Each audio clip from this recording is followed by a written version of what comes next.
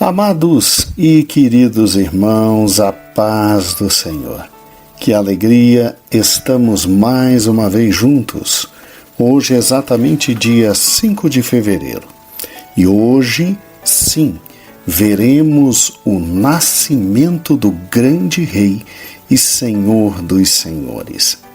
Mateus, obviamente, quando escreveu este evangelho, inspirado pelo Espírito Santo, ele tinha por finalidade primeira em sua mente, obviamente, trazer aos seus conterrâneos, aos seus irmãos judeus, sobre a verdade de que o Messias tinha aparecido. Aquele prometido desde Gênesis realmente tinha surgido. E veja que ele defende este ponto de forma muito forte ao, nos primeiros versículos de seu primeiro capítulo, trazer toda a genealogia de Jesus Cristo, provando que sua linhagem era absolutamente real e que ele, como filho de Davi, tinha sim direito ao trono e era o tão aguardado Messias. Assim, quando olhamos para Mateus, devemos entender que estamos diante do Evangelho do Grande Rei, daquele que um dia, diante dele, se curvarão todos os joelhos, e todo aquele que vós tem confessará que ele é o Senhor, ele é o Senhor. Agora, reflita comigo. Após Mateus ter apresentado toda a genealogia e provado historicamente que Jesus tinha direito ao trono de Davi, Mateus começa a falar sobre o nascimento e os primeiros anos da vida de Jesus aqui na face da terra. Assim, o Rei nos é apresentado agora no tocante à sua pessoa. Toda vez que você lê Mateus, do seu capítulo 1 até o capítulo 4, lembre-se disso. A Bíblia está te revelando Jesus como Rei e apresentando a pessoa do grande Rei Jesus Cristo. Mateus, para atingir seus objetivos e obviamente provar que Jesus era o Messias, ele em primeiro lugar, obviamente, se utiliza do Velho Testamento de forma muito grande e muito forte em todos os seus textos.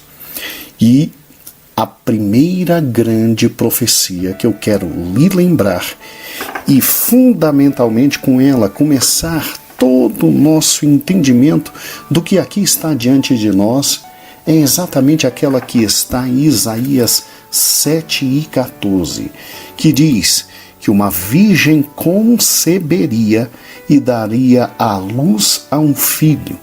E exatamente este menino seria o Messias, o tão esperado e aguardado Rei de Israel. Este talvez seja o motivo pelo qual Mateus apresenta, sim, Jesus Cristo vindo de uma virgem, Jesus nascendo de uma menina que simplesmente estava desposada, ou seja, que estava na posição de noiva e que brevemente iria convolar completamente as núpcias com seu esposo. É interessante que Mateus capítulo 1, no versículo 18, assim diz: Ora, o nascimento de Jesus Cristo foi assim. Estando Maria, sua mãe, desposada com José, antes de se ajuntarem, ou seja, antes de manterem suas primeiras relações sexuais, achou-se ter concebido pelo Espírito Santo. Pelo Espírito Santo. Veja que Mateus é incisivo, é direto, é objetivo. Ele quer simplesmente, de forma direta e maravilhosa, provar que Maria é a mulher que historicamente preenche as condições previstas no Velho Testamento, especificamente em Isaías 7 e 14, provando assim historicamente que a profecia se cumpriu com esta jovem que morava ali em Nazaré. Interessante, não, irmãos? Cristo não nasce de uma imperatriz. Cristo não nasce de uma rainha, mas de uma virgem. De uma virgem, para que se cumprisse o que Deus tinha asseverado. Um anjo aparece a Maria, lhe fala sobre a gravidez que ela ia passar. Isso está em Lucas, e quando chegarmos em Lucas, estudaremos direitinho esse ponto. E ela simplesmente, ao indagar como isso seria possível, porque simplesmente não tinha mantido relações sexuais com homem nenhum. Veja que coisa fantástica. O anjo olha para ela e diz: não temas, agraciada. Aquilo que é impossível para o homem é possível para Deus, porque para Deus nada e absolutamente nada é impossível. Interessante que Maria estava desposada. E é óbvio que seu esposo José, no texto chamado de justo, e inclusive chamado de filho de Davi. Já pensou sobre isso? O anjo, quando conversa com José, explicando toda a situação, porque José estava num momento de grande dificuldade. O livro de Deuteronômio dava a José a possibilidade de simplesmente apresentar Maria diante de todos e dizer: olha aí a prova inequívoca e completa de que ela me traiu e caiu em adultério, e Maria seria apedrejada. E infelizmente isso aconteceria. Mas José, avisado por um anjo, porque Deus não é Deus de confusão. Deus deixa as claras absolutamente tudo, não deixando nenhum dos seus filhos em confusão. José simplesmente avisado e entendendo todo o plano de Deus por trás de tudo aquilo que estava acontecendo, não temeu receber Maria como esposa, não manteve com ela relações sexuais até que a criança nascesse, e ele entendeu que Maria tinha sido agraciada, abençoada, que aquela menina que ele toma agora por esposa estava carregando, que foi gerado pelo Espírito Santo, que era simplesmente o Filho de Deus, e que Deus lhe tinha dado a honra de ser o pai adotivo de Jesus. O nome Jesus vinha em razão de Cristo está atrelado à salvação. Jesus, porque ele salvaria o seu povo dos seus pecados. E aí Jesus nasce.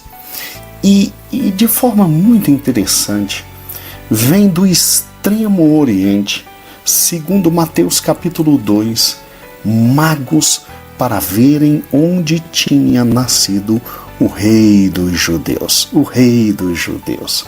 É óbvio que sobre esses magos nós temos muita coisa escrita, muitas pregações e muita gente falando muita coisa, sabe, meu amado irmão? E há muita fantasia, muita fantasia. É óbvio que muitos chegam a afirmar que seriam 3, até mesmo em razão do número de presentes que Cristo recebeu. Outros chegam a dizer que seus nomes eram Gaspar, Melquior e Beltazar, né? Outros ainda dizem que eles vieram da Grécia, outros fazem cálculos que eles teriam vindo da Índia e às vezes até mesmo do Egito. Agora, tudo isso pertence a grandes ficções. O que na verdade se sabe sobre eles é que simplesmente no meio de tantas evidências que Deus deu, que seu filho tinha nascido, Porque quando você vai a Lucas, você vê os anjos anunciando a pastores em Belém que Jesus tinha nascido. Você tem um coral angelical discernindo ao mundo dizendo que Jesus nasceu. Você tem uma estrela que vem guiando sábios, entendidos e estudiosos do Oriente, gentios, não eram judeus, e que vieram simplesmente atrás daquele que é nascido rei dos judeus. E você vê uma série de personagens que simplesmente não estavam atrelados à Bíblia, ao conhecimento, ao entendimento, se identificando e conseguindo identificar esse momento histórico, entender a grandiosidade dos fatos que estão acontecendo em Israel, e o povo de Deus absolutamente cego e não discernindo a visitação de Deus, É interessante que quando eles chegam a Jerusalém, acreditando, obviamente, que o rei estaria em Jerusalém, porque Jerusalém era a capital, e Herodes era o grande rei nesta época. Eles indagam a Herodes, perguntando onde é nascido o rei dos judeus, e a palavra de Deus diz que simplesmente Herodes, esse Edumeu talentoso, energético, mas assaz maligno, estremeceu. Para você ter uma ideia de quem era Herodes, ele foi feito rei da Judéia pelos romanos. Ele era Edomeu. Ele simplesmente, para conquistar o povo judeu, ele tinha reconstruído ou melhorado bastante o segundo templo, e simplesmente ele tinha feito obras arquitetônicas maravilhosas. Agora, obviamente, como Edomeu, ele era descendente de Esaú e, portanto, inimigo cruel dos judeus. Para você ter uma ideia, ele teve 9 esposas, muitos filhos. Ele simplesmente mandou matar a maioria de suas esposas, inclusive a sua predileta, Mariane, e os 3 mais fortes filhos, com medo de que eles tomassem o seu trono. Você imagina como ficou o coração deste homem quando soube que sábios vieram de longe, observando uma estrela, para saber sobre um tal rei que tinha chegado? Não deu outra, meus irmãos. A falsidade simplesmente toma o coração desse homem, e ele chama os seus grandes israelitas, indaga dos grandes israelitas onde haveria de nascer, E a resposta está aqui em Mateus capítulo 2, versículo 6. E tu, Belém, terra de Judá, de modo nenhum és a menor entre as capitais de Judá, porque de ti sairá um guia que há de apacentar o meu povo. Isso está em Miqueias 5:2, e Mateus colocou para que pudéssemos entender que a palavra de Deus aqui de novo foi cumprida. E aí o que acontece? Ele, de forma ardilosa, de forma maldosa, de forma premeditada, malandra, ele fala com os grandes magos e diz: olha, vá, adore e retorne, porque eu quero ir adorar. É lógico que ele não queria ir adorar, ele queria ir matar o grande rei Jesus. Tanto é que quando os magos chegam, adoram, engrandecem e glorificam a Cristo, meu amado irmão, a Bíblia diz que eles são simplesmente avisados e eles retornam por uma terra diferente. Herodes, quando tem noção de que simplesmente foi enganado, Herodes, obviamente, enervado e com ódio tremendo, manda matar todas as crianças de 2 anos para baixo ali em Belém. E veja que o apóstolo Mateus, ele fez questão de, no versículo 17 e 18 de Mateus 2, novamente provar que a palavra de Deus estava se cumprindo. Quando ele diz que em Ramá se ouviu uma voz lamentando choro e grande pranto, era Raquel chorando por seus filhos, não querendo ser consolada porque já não existiam. Obviamente, cumprindo-se aqui terrível profecia que estava em Jeremias, capítulo 31, versículo 15. E a criança, obviamente, fugiu para o Egito. De novo, Mateus faz questão de provar que a palavra de Deus estava se cumprindo. Ou seja, no versículo 15 diz que a criança fica no Egito até que morra Herodes, para que se cumprisse aquilo que estava em Oséias 11:1 do Egito: chamei o meu filho. E ao voltar, José teve o entendimento e a graça de compreender que não era bom voltar para a Judeia, mas ir para a Galileia, para que também se cumprisse o que fora dito pelos profetas: de Nazaré ele seria identificado. Com Nazaré ele seria identificado, tanto é que seria chamado de Nazareno. Amados irmãos, óbvio, o rei chegou. Nós não podemos simplesmente pensar que o rei Herodes ia admitir tamanha insolência. É óbvio que a presença do rei geraria, obviamente, por parte dos reis existentes na face da terra, uma grande hostilidade. Mas eu quero te lembrar, ao mesmo tempo que o povo de Israel cego estava, infelizmente, nenhum daqueles grandes homens entendidos da palavra de Deus tiveram a coragem de pelo menos verificar se era verdade o que os magos estavam dizendo.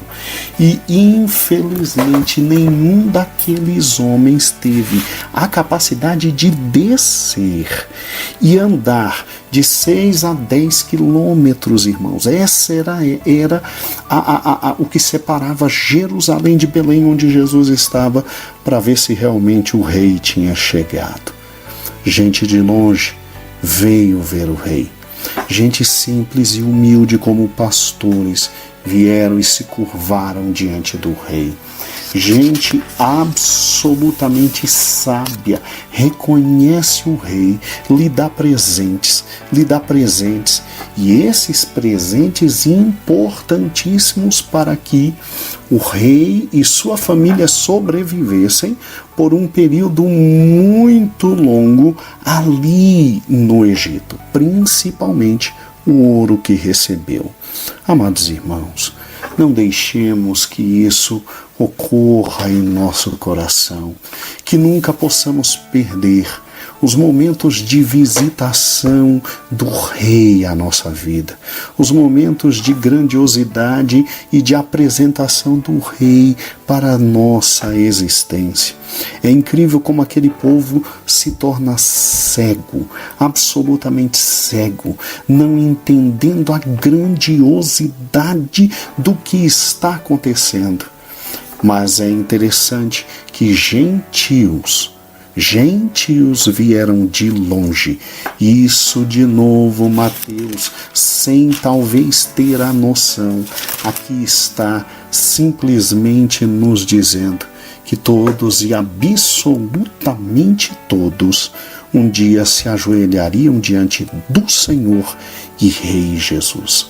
E já que os judeus não o quiseram, nós o queremos e nós declaramos Rei da nossa vida, da nossa alma, e a Ele entregamos tudo que há de fundamental, grandioso e poderoso de nossa vida.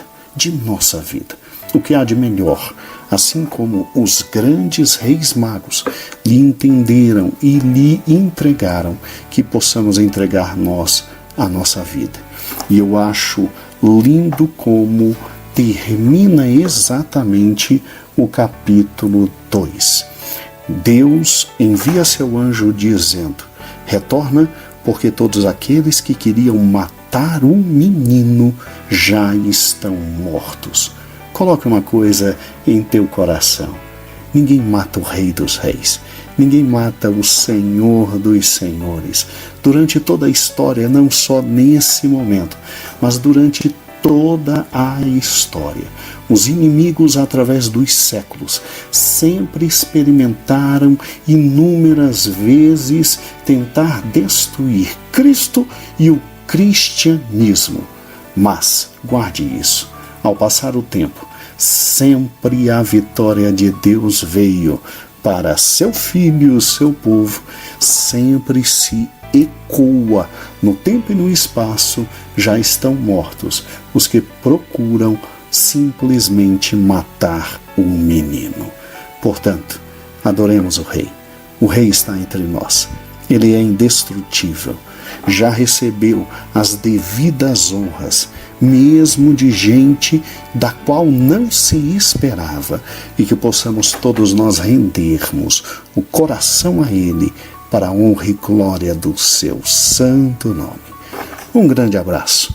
Até amanhã com Mateus capítulo 3.